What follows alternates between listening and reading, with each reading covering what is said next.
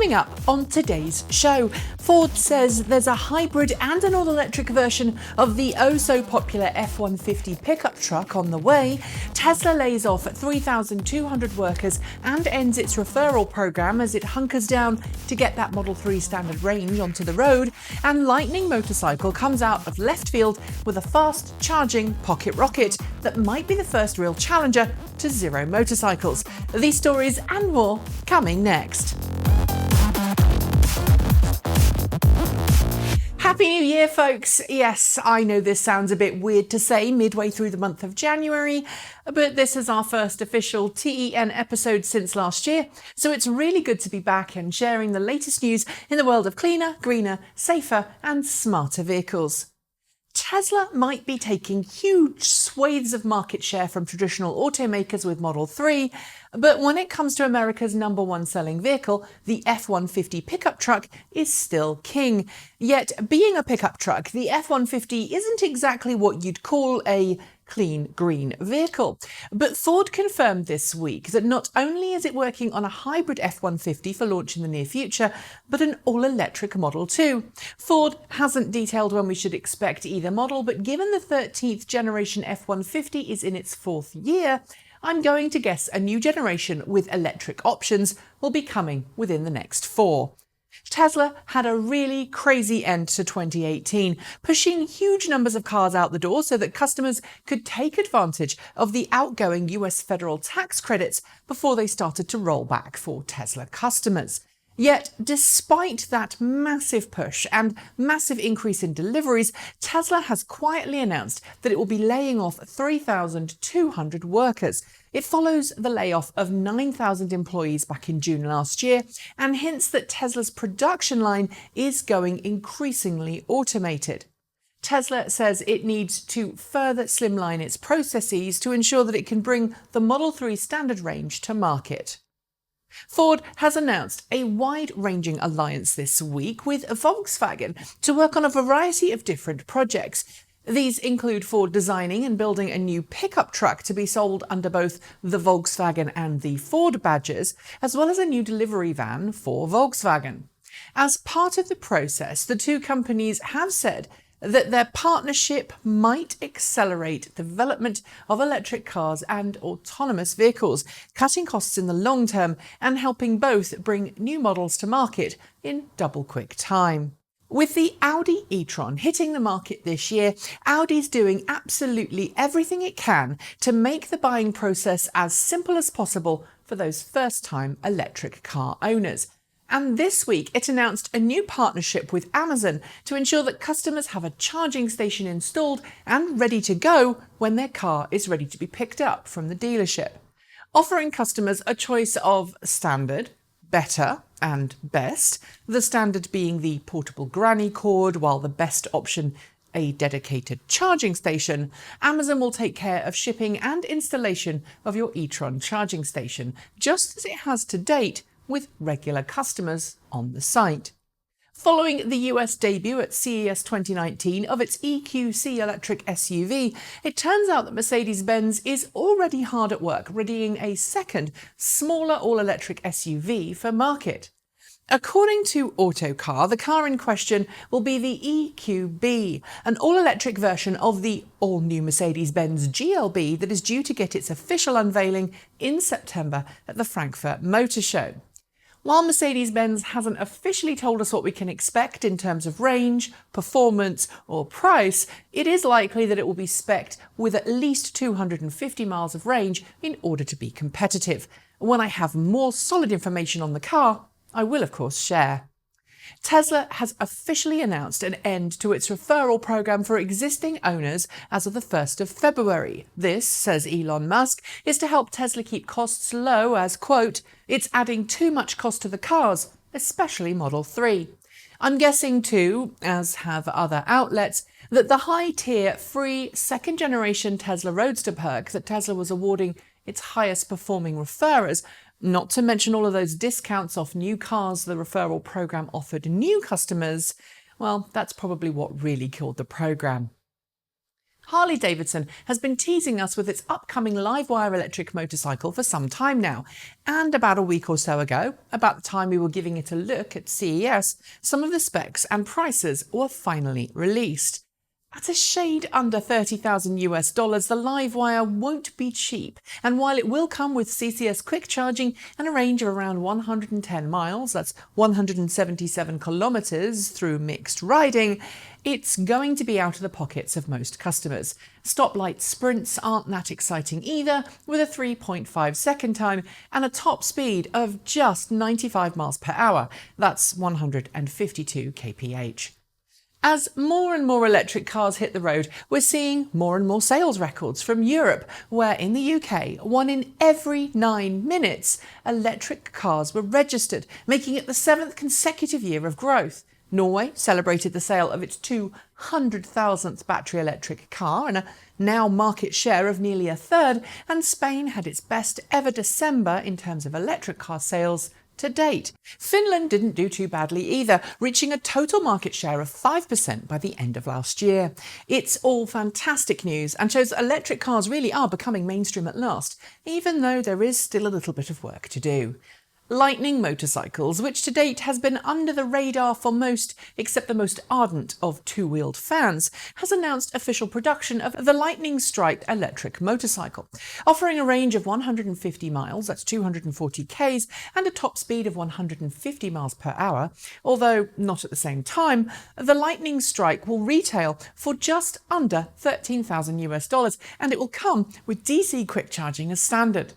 Just a quick note here though, the video I'm using is of the LS218 Superbike, as the Lightning Strike hasn't officially launched, but that is due to happen in March, so I'll be sure to share more info as I have it. And now it's time for Short Shorts. Following the launch of its Leaf E Plus electric hatchback last week, Nissan unveiled the IM Concept electric sedan at the North American International Auto Show in Detroit this week. It's certainly more concept than reality, but it does offer long range, all-wheel drive and autonomous capabilities. The state of Colorado is about to follow in the tire tracks of 9 other US states, which all follow California's zero-emission vehicle mandate, something that would force automakers to offer electric and/or hydrogen fuel cell vehicles within the state in order to sell other vehicles there. The state's Department of Public Health has until May to study and report on how the state should increase ZEV adoption. California's main utility company, PG&E, is about to file for bankruptcy protection after suffering massive losses in last year's wildfires. Since the utility has played a major role in EV infrastructure rollout, it's not clear what the future holds. GM CEO Mary Barra reiterated this week that GM is indeed looking into building electric pickup trucks. While she wouldn't give details, she did reiterate that GM is committed to a, quote, all-electric future and that we should, quote, stay tuned for an electric pickup. Audi's e-tron heads to market later this year, but it's already committed to a new electric crossover, about the size of its Q3 compact SUV. There are no details on launch time yet, but sources close to the company say it will be built at Volkswagen's Zwickau factory. Continuing its push to build safer cars, Tesla has said that it will not void the warranty of any of its customers who hack into its vehicles, as long as their work complies with its current bug bounty policy. At the same time, it's confirmed participation in the Pwn2Own hacking event, where it will give away a brand new Tesla Model 3 to the first hacker to gain access to the massive computer on wheels. BYTON has confirmed it will be opening its first store and showroom for its new M-Byte SUV in China on January 20th. BYTON will begin production later this year in China of the M-Byte, with initial deliveries destined for the Chinese domestic market. Other countries and launches will follow. Evergrande Health, majority shareholder in Faraday Future, has just ploughed $2 billion into NEVS, the Chinese electric car company that purchased assets from Saab when the Swedish automaker went bankrupt many years ago. The investment is split between a shareholder acquisition and a $1 billion loan.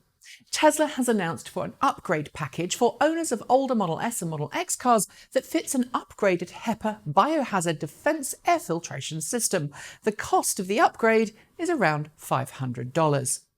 After it mandated all electric bicycles be insured, the EU is now slapping a 78% tariff on every single imported Chinese-made electric bicycle. This is supposedly to protect European e-bike companies, but we've heard that the new tariffs are already being circumvented. Chinese firm BYD has announced that it will be bringing an electric version of its Max MPV to market this year, with a 120 kilowatt electric motor and a rumoured range of 500 kilometres, that's 310 miles. But given Chinese ratings, it's too early to say if it will actually achieve what it claims it will. Bell, longtime manufacturer of helicopters, was at CES last week promoting its hybrid Nexus vertical takeoff and landing craft, and now it's been announced by the same that it will be used by Uber as the basis for a new air taxi service that Uber says will go live by 2020. More details as they appear. Ambulance service Falk has unveiled an all-electric ambulance that will be used in southern Denmark. It's based on the Tesla Model X, it's zero emissions, and it's fast too.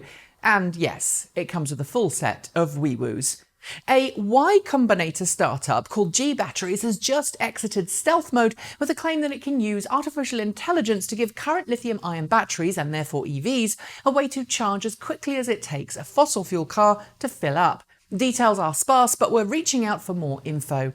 Volkswagen has confirmed that it will be investing $800 million into its Chattanooga production facility in Tennessee. Although Volkswagen's ID-based hatchback isn't coming to the US, it means other ID variant electric cars will be produced there by 2022. And those are your shorts. As usual, there'll be more next week. General Motors has never replaced a battery pack in any of its electric vehicles. At least that's according to Mary Barra, who was speaking at the Automotive News World Congress in Detroit this week.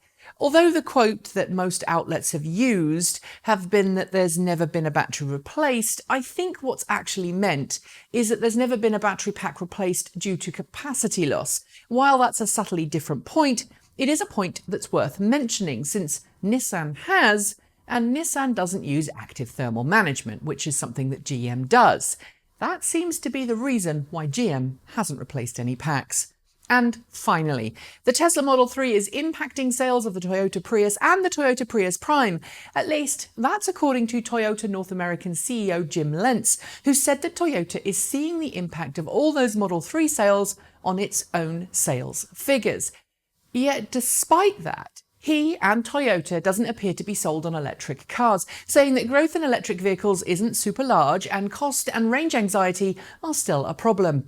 It feels a little like Toyota is sitting at the back of the metaphorical class with its fingers in its ears screaming, la la la la, and it's going to cause a bit of a problem for itself in the future, I think.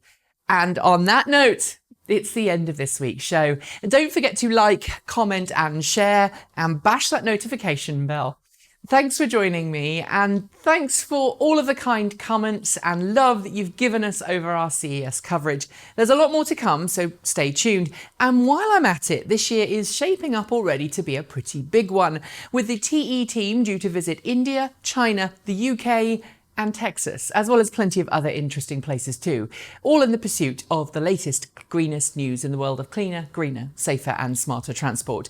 Of course, Texas is interesting. If you'd like to help fund some of those trips, you'll find some links below to follow, as well as a link to our Discord server. Thanks for watching, have a great weekend, and don't forget to be better, kinder and smarter to one another. Keep evolving.